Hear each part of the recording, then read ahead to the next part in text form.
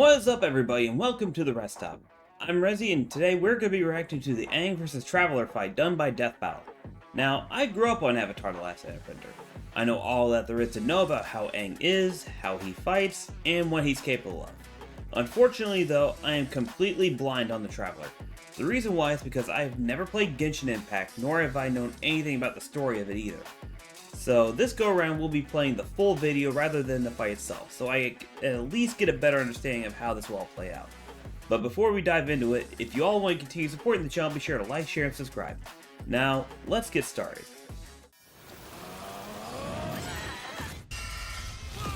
Okay, that's a little interesting. Aang, the Avatar, versus Aether, the Traveler. Okay, so the Traveler's name is Aether. Okay, this is new knowledge. Alright, we're getting somewhere. Their weapons, armor, and skills to find out who would win a death battle. Water, earth, fire, air.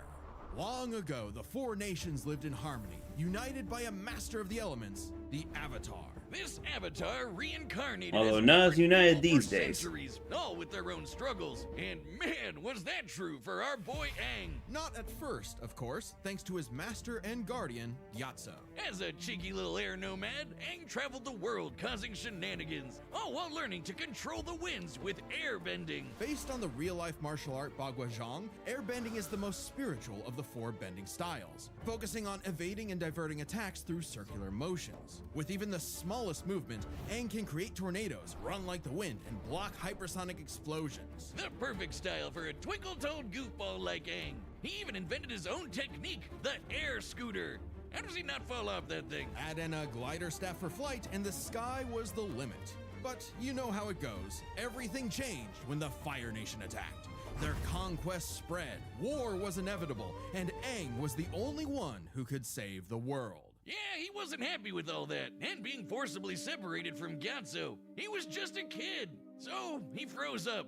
Like, literally, he accidentally froze himself and his adorable Sky Bison Appa for 100 years. Until he was awakened by the Water Tribe siblings. Now, to my understanding, Monk Gyatso wasn't exactly cool with the elders, sending, Aang on this Avatar journey. And so he, before he left, he was trying to let him know that, he wasn't going to let them take him away. But then he just essentially just screwed off into the wind. Tara and Sokka. Time wasn't kind to Aang's people. With no Avatar to keep balance, the Airbenders, Aang's entire culture, were wiped out by the Fire Nation. Oh, that's rough, buddy. But Aang took the wake-up call to heart. As the Avatar, it's Aang's duty to understand the world's people, learning their cultures, their sadness, joy, and humanity. And what better way to do that than learning how they kick ass? From the Northern Water Tribe and his twin crush, Aang learned waterbending. Themed around fluid Tai Chi movements, this style controls liquid in all forms to freeze targets, create water whips, and even cut through steel. Learning earthbending was way tougher, but Aang's friend Toph taught him to stop being a wimpy pushover. Now he can armor himself in stone, move the terrain of entire cities, and fight blind with a sonar-style seismic sense. And to my knowledge, Aang took to waterbending like a glove with just sheer ease. I think it's because of the opposing elements as well as the nature required to bend Earth is exactly the opposite from bending air, so Aang had a significantly tougher time.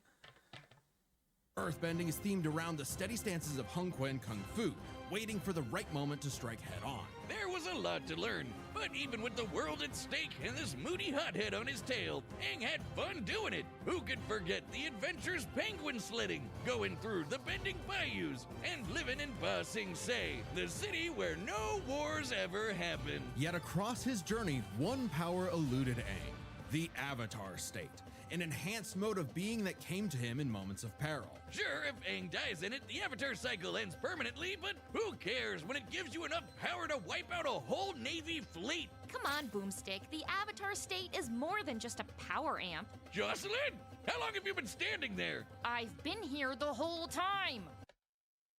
Yeah, you know what? You're right. It's more than just a power amplifier, but the way that it's being applied to the series, yeah, the Avatar state is being used as an amplifier.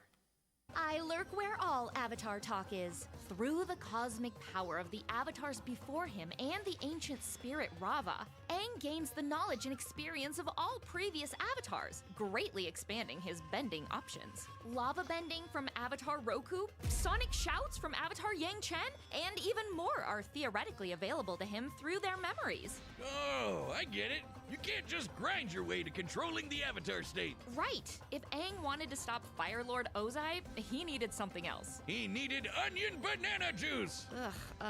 Yeah, technically, I suppose. Gross. Specifically, Aang sought the guidance of Guru Pate. Mastering his power meant clearing his chakras, emptying his mind of earthly attachments. Seems simple, but this also meant rejecting his feelings for Katara, the person he loved most. When he had to choose between the world or the girl, Aang followed his heart and it didn't end well. He got better. Oof. Aang was determined to understand the world's people, even the enemy Fire Nation. Something he accomplished thanks to the redeemed Prince Zuko, the Sun Warriors. And these two honkin' dragons! Aang was scared of firebending, but it's totally awesome. It's not just about burning and blowing shit up. Okay, well it is, but there's so much more to it. Formed from the explosive movements of Shaolin Kung Fu, firebending controls all manner of heat. And through the teachings of fire and water, he can redirect lightning bending, a burst of atmospheric discharge shot at over 200,000 miles per hour. But Aang cannot Pyro, generate best lightning lover, himself. Used his techniques to redirect natural lightning. So, you know it's the real deal. Not crazy enough? At his peak, Aang surpassed benders who could throw buildings, melt stone, and hold up this gigantic library solo. Whooping Ozai's butt should be no problem, right? Not exactly. You see, the air nomads were pacifists who believed in the value of life above all. Being the last airbender, Aang didn't think his people were truly gone unless he went back on their teachings, meaning he really didn't want to kill Ozai. So, what, he's just a coward now? You know, she's mostly right, but you're gonna run it. But there's like a couple of exemptions to that, to that particular matter. Like Avatar Yang Chen, for example. Now, if anyone's looked into her lore, she's got a long and bloody history. Oh yeah. Mr. Firelord is about to burn down the entire Earth Kingdom. Not at all. Are you even listening? Aang was simply at odds with what he wanted and what the world expected, so he needed to make a choice. Right. In his greatest challenge yet, Aang discovered his true self, making his spirit unbendable and finally mastering the Avatar state. Making him as strong as avatars who could cause hurricanes, tsunamis, and volcanic eruptions. Or in Avatar Kyoshi's case, a new island. As in, she broke off nearly 30 square miles of a peninsula to form a new landmass. But to defeat Ozai, Aang needed one final element, something few avatars had bent before: energy bending. Not the easiest thing to do, but Aang totally overwhelmed Ozai, severing the tyrant's connection to fire and stopping his invasion, all while keeping his no-kill run intact. The ultimate FU to this warlord's ideology. Now that the Fire Nation had cooled off, Ugh. Aang led a new era of peace with the United Republic of Nations, a place where all people could prosper and where a new generation and a new avatar would take the reins. He even got hitched with Katara. Take that, Zutara shippers! I will end you. For all his doubts, Aang fulfilled the Avatar's destiny and then some, and he did it in a way that was true to who he was. Because before being the Avatar, or even an airbender, the greatest thing he could ever be was himself. All in a day's work for a free, fun-loving kid. Add extra barbecue sauce. Ad Astra Abbasas. Welcome to Tevat, a mysterious land governed by godly archons that drew the eye of someone beyond the stars, Aether. AKA the Traveler, who escaped his Okay. dying world with his sister Lumine in search of the flowers that bloomed on their lost home, only to crash land, awaken to an apocalypse, and get cubed by this jerk. Separated from his sister, Aether awoke, again, in a new, less apocalyptic age, and fished up his own pathetic pet pixie, Paimon. Yeah, she makes for good emergency food. With his new guide, Traveler... This is my first time Traveler seeing her, and to she the windy already country looks of annoying to me. Mondstadt to find his link to the past, but got a Breath of the Wild glider instead. And his first element, Animo, letting him make air slashes, tornadoes, and of course, Wind Blade! But guess what? Traveler wasn't the only one with a power like this. Tevat was full of blessed people wielding these relic things called visions. vision bearers can imbue their weapons and bodies with elemental power, summon items, and use a special, well, vision to perceive the elements around them. Normally, they're limited to a single element, but Traveler is just built different. Through Paimon's guidance, he began collecting elements from mysterious statues across Tevat. No vision relic needed for him. Each nation had a new culture, a new element, a new crisis. And new character banners. When asked to play a sleuth for a murder case in Liyue, Traveler wasn't interested. A corpse couldn't tell him where his sis was, but he was roped in anyway and got the Geo ability to form rock constructs and eruptions. Okay. When Aether ventured to Inazuma, he didn't care about its war with the Vision Bearers and their Archon either, until he saw the suffering caused by its tyrannical rule, and joined the resistance with electro abilities, fighting the powers that be using electric buzzsaws. So the Traveler has lightning generation Even as learned to well. dodge lightning. Alright, so Electro that's users one like key my wife element Lisa that can Aang conjure doesn't have. storms. No shock when my adopted daughter Klee made explosions that raised mountains. Traveler met all kinds of people like this. You know the type. Twinks. Yeah, Tevat has its own laws, Boomstick. Many twinks being one of them. Maybe 2 or 3 of them, actually. Ringmaster. I'm starting to think a lot of Hoyo games, you know, including like Honkai Star Rail and Zenless on Zero, have a serious twink issue that they need to address. Elements for different reactions. Basically, big elemental combinations. Geo crystallizes materials into special barriers. Electro mixed with water stuns foes. Animo spreads elements around in swirls of destruction. Boom! Like how I combine beer and gunpowder. Exactly, Boomstick. Using Dendro. Okay, I Traveler do can find the form idea of fire liquid mixed with how water these and different lightning elements makes interact with each other in homing Genshin to be a yeah, bit right from fascinating. that. Okay. With enough clever thinking and artifact farming, you can combine anything in Genshin. Okay, we get it. Go lose another 50-50, you whale. I'll show you a whale. Drop one on your lap next time you're not looking. In Sumeru, Traveler later beat Scaramouche, an edgy catboy with multiple elements at his fingertips, all in a time loop that got repeated 168 Oh. times. Speaking of time, Aether had control of more than just his own future. Tevat's fate fundamentally changed in ways small and grand, all through his unending willpower. Because the Traveler was a descender, someone unbound by the land's destiny. Even this big tree that records all of the world's events had no idea he existed. Like when he helped defy the judgment of a biblical flood in Fontaine, where he mastered Hydro for his best Cuphead impression with water bullets. Heck, a dinosaur chose not to blow up the world just because Paimon and Traveler befriended it. If that wasn't cool enough, Traveler can, unrelated, turn into a dinosaur. Hell yeah! Yo, look at him. Wonder if I could get a dinosaur on my Genshin team. Okay, so the Traveler can, you know, transform himself, you know, into different beasts. He traveled Interesting. across the land, searching far That's and another wide, power that Aang and does not have. finally stopped swinging that one-star dull blade. Instead, picking up the prototype Rancor, which he wields like a beast thanks to the Swordmaster Skirk, and several straight days of training. What a grind set! Still, Traveler's Sis kept eluding him, choosing to hang in the shadows with these Gluminati folk. A group from Conria, the nation cursed by the gods for messing with the Abyss. Unbeknownst to Aether, his sister had already traveled to Vat in a journey that mirrored his own. And at the end, she found... Well, we don't really know. Not yet, at least. But whatever it is, got her to Okay. side with the creepy villains.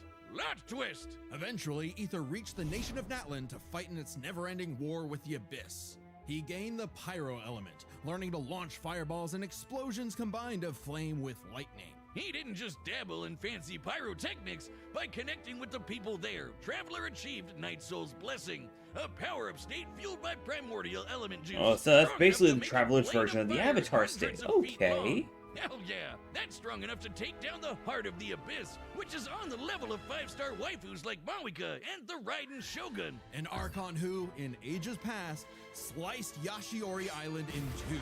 That's cool, but how about when this Venti guy threw a whole-ass mountain? According to Paimon, Traveler can level a mountain himself. Additionally, Aether learned how to use light energy to form a Kuvaki shield, something he used to protect the people of Nodcry by blocking a Okay. cannon blast with enough energy. The to Traveler has obliterate access to light manipulation as No well. ordinary cannon either. It That's another also thing. uses Kavaki energy, so that's a beam of light. Through all his adventures, Aether had come to genuinely care for Tevat's people.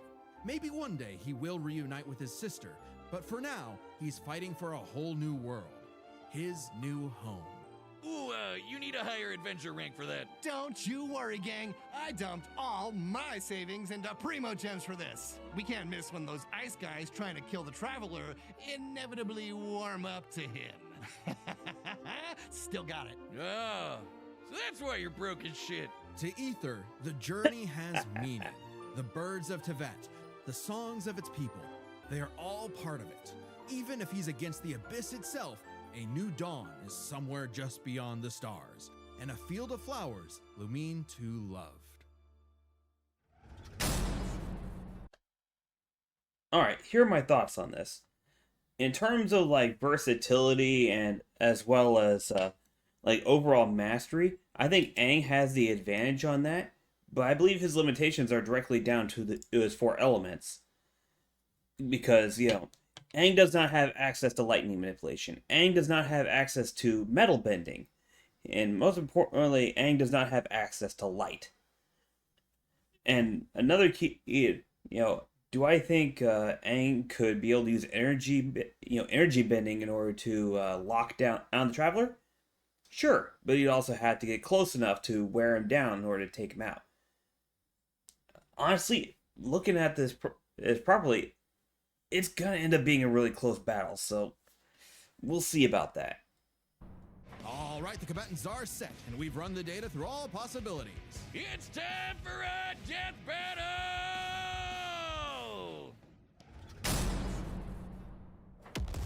Windblade!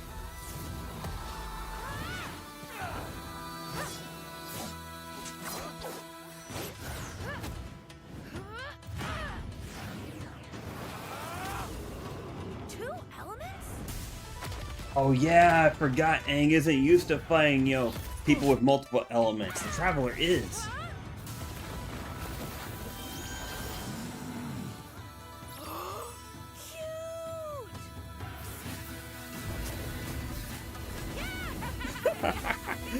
Yep, that's just like Aang to do that.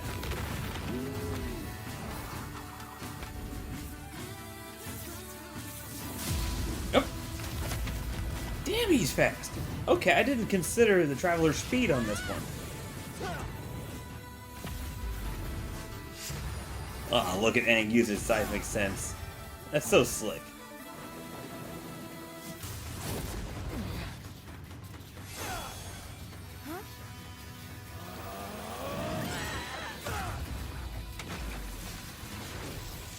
Alright, there's that, there was those element chains that they were talking about earlier coming into play.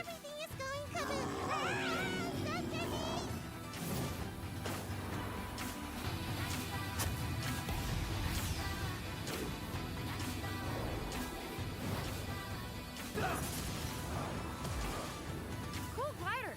Can it do this?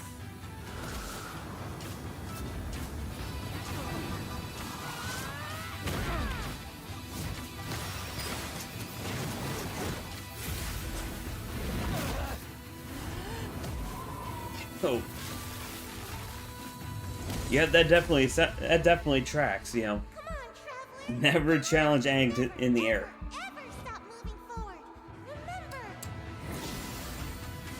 No one fights alone.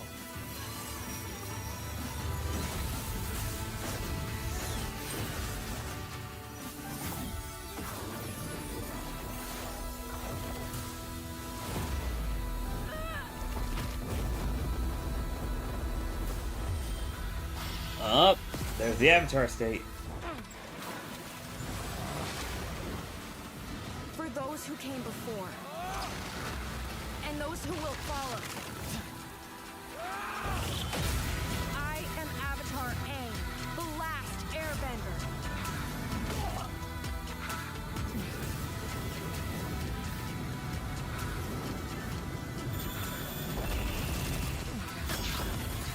Oh, there's that light barrier coming into play, and oh, that's so slick. Through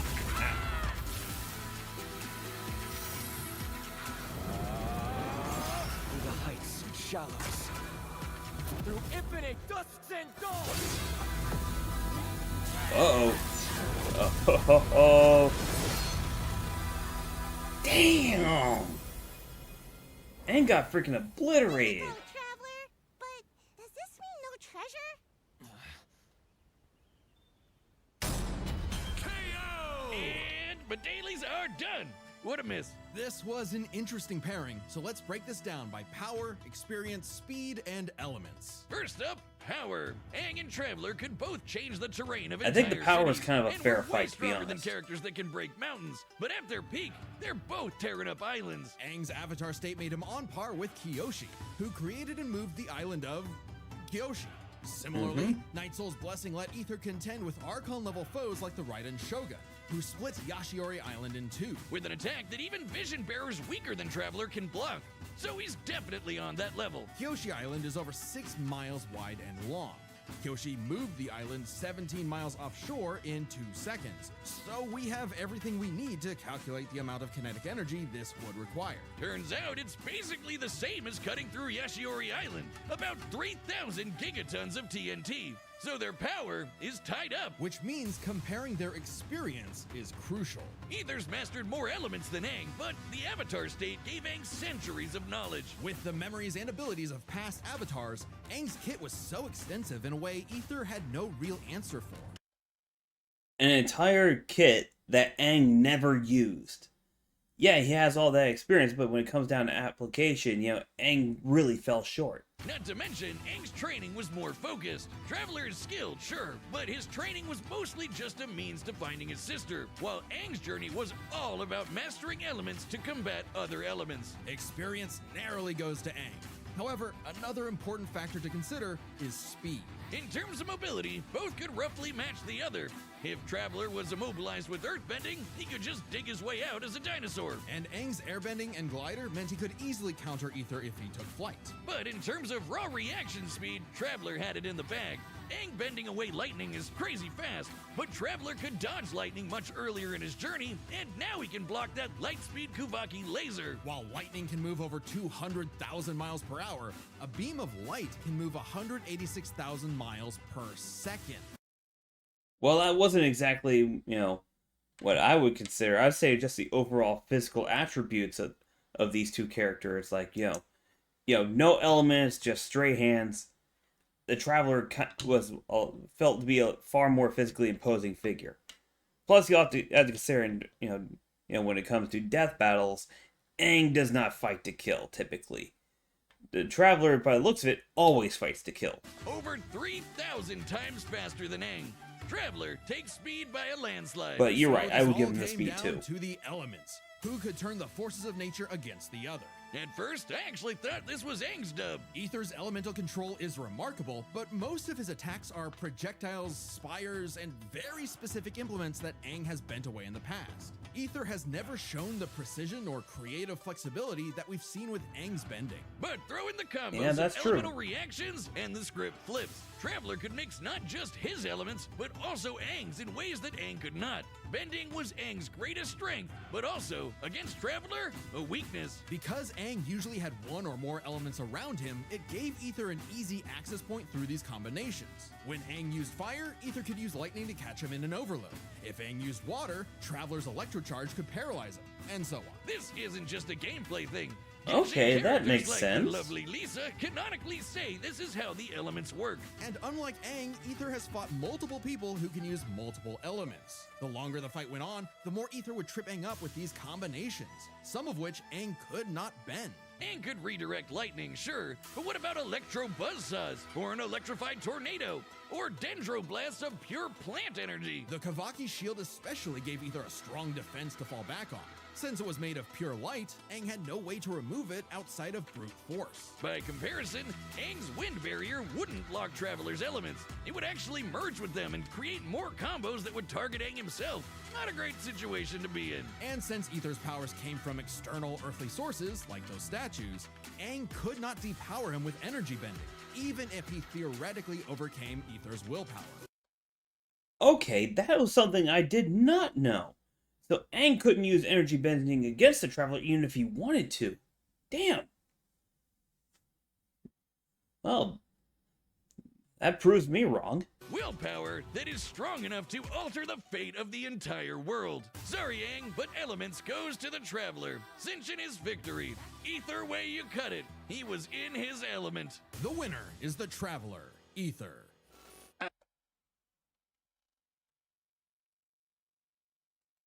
Well, that was certainly an interesting battle, and while it certainly sucks that our boy Aang lost his go-around, I gotta give the devil his due and tip my hat to the Traveler. Overall, this was another amazing episode, and I'll certainly be looking forward to Death Battle's future content from here on out. In the meantime, see you next time. This is RezzStop signing off.